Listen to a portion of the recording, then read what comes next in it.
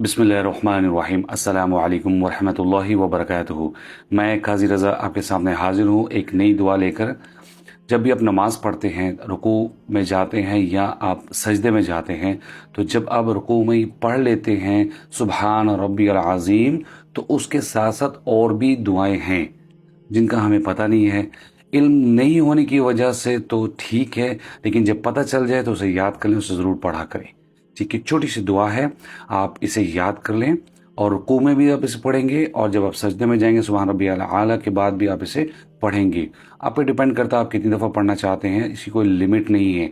जैसा कि आप कम अज़ कम आपने 3 दफ़ा रुकू में सुबहान रब्बियल अज़ीम पढ़ना है और 3 दफ़ा आपने सजदा में सुबहान रब्बियल आला पढ़ना, ये कम से कम है।